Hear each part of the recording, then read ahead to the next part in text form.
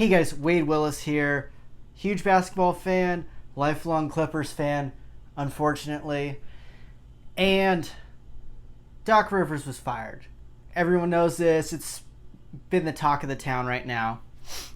I initially did not plan on doing a video on this because I felt that, I don't know, most of the sports commentator people would have rational takes on this.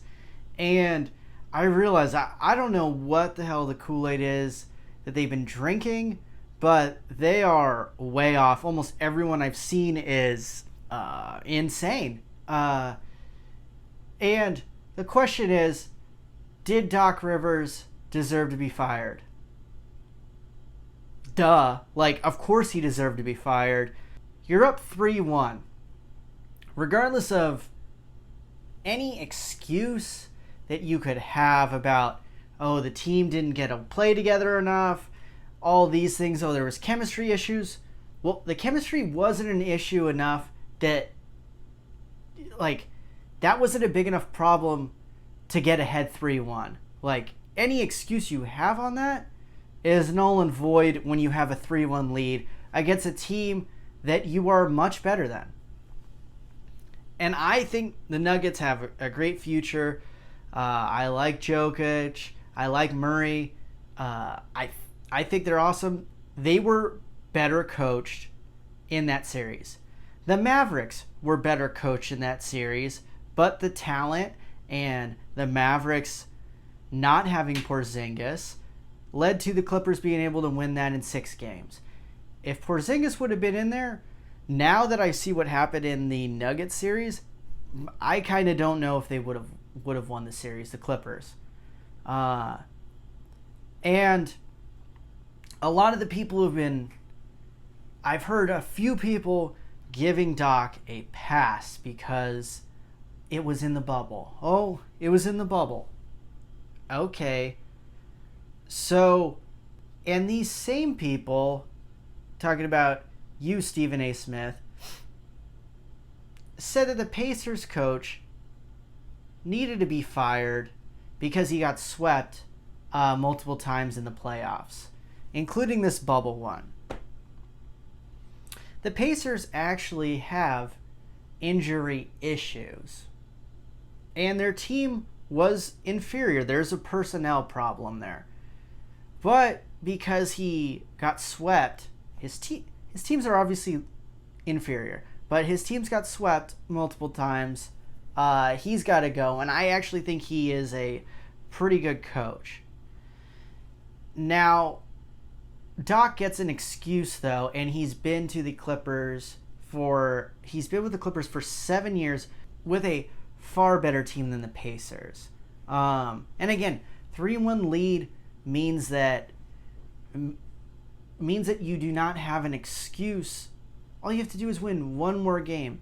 Make some adjustments as a coach, but those did not happen. I've heard people say it's Kawhi's fault and PG's fault. All right, Kawhi, he led the team in every single category. Yes, he had a horrible Game 7 in the second half. Got it. The other 2 closeout games, particularly Game 5, he was awesome in the fourth quarter. Game 6, he was okay in the second half. Not great, but he led the team in every statistical category. Yes, he had a bad game, and we should comment on him having a bad game, but you can't blame Doc Rivers losing his job because Kawhi had a bad game and played okay in the 6th game. If you're the future Hall of Fame coach that you are, you should be able to find a way to get these guys playing well. PG. Okay, he did underperform and kind of shrunk at the end of the games. I can understand that. Now, you can't say he's responsible for Doc losing his job, because if PG was the only player that played bad, I could understand saying PG robbed them and he still averaged over 20 points a game. From what I saw, his defense was pretty good. Again, not great in the second halves of games, but he had some games where he was really good overall. Little flickers. Wasn't a great series for him. And playoff P was pretty bad. But, like, putting it on Paul George, who's never won a championship, when, like, the same people who hate on Paul George all the time for, like, choking or not being as good as people say, you can't say it's his fault that Doc Rivers got fired, because you make fun of him for underperforming in the playoffs all the time. So again, is it playoff P's fault? No. He's never won a championship. Every single person on the Clippers team, in my opinion, underperformed, other than Zoo. I thought Zoo actually played pretty good, and really, if they would have just kept him in instead of putting Trez in certain points, they probably would have won the series and we wouldn't even be having this discussion. And this robbed us of the Clippers-Lakers series that I know Lakers fans think they would have whipped the Clippers' butts. The Lakers probably would have won, but it would have been way more entertaining than this BS that we got to see with Denver Nuggets and Lakers. Just because there's a real rivalry between the Lakers and Clippers that I think would have been made the games a lot more interesting. Now let me remind you guys, Doc Rivers is the only coach to blow a 3-1 lead in the playoffs 3 times. Okay? He did it in Orlando. He did it with the Lob City team. He did it with this team.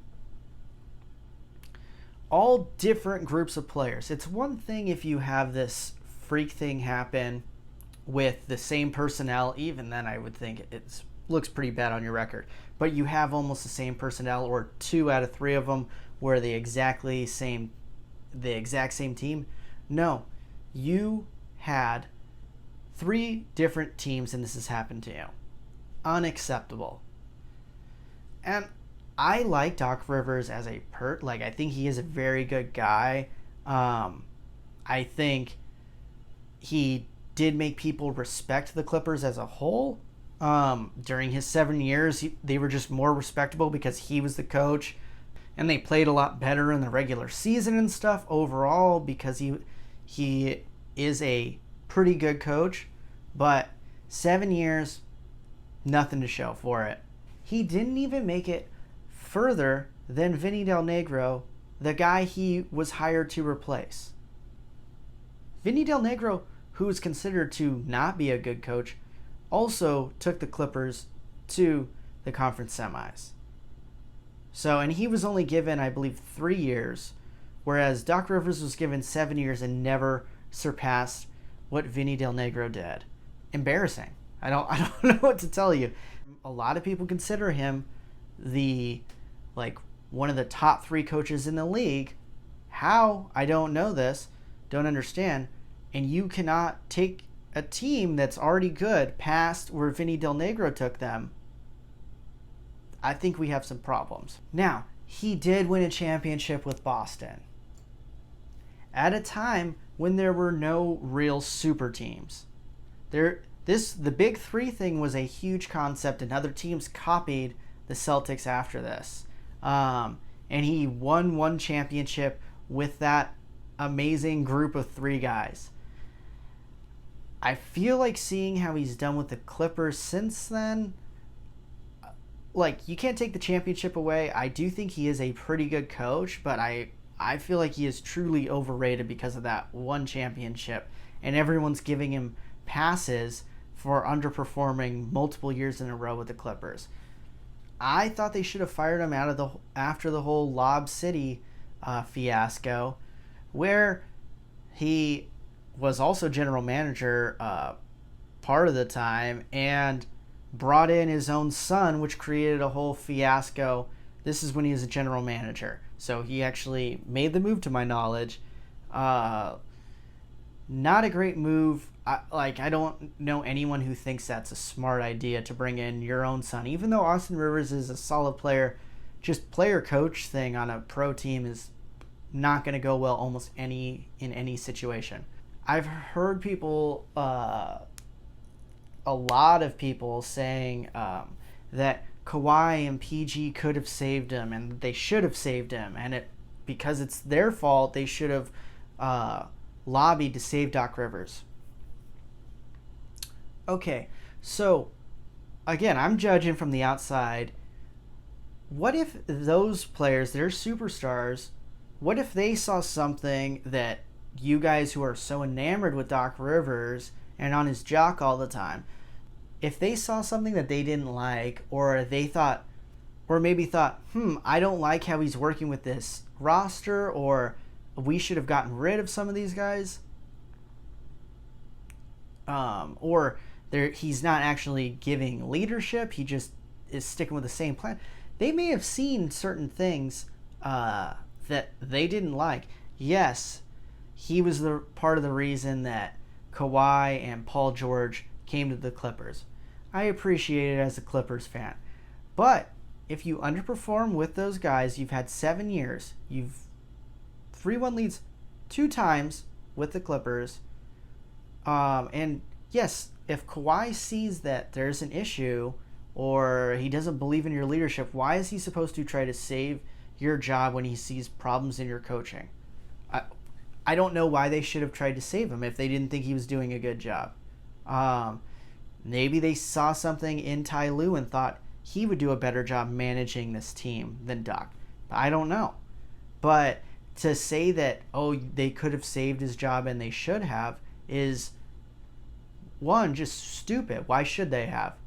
Doc Rivers, a great, overall a good coach. I don't know if he's as good as people think.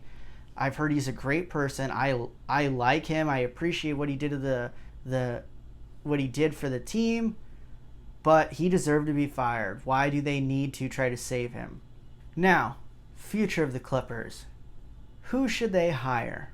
I guess Ty Lue. Jeff Van Gundy would be a stupid hire in my opinion, but Ty Lue seems like the only solid choice. I've heard Sam Cassell too. I guess that's a decent choice, but I guess Ty Lue. But again, I feel like he will. Do I think he's a better coach overall than Doc?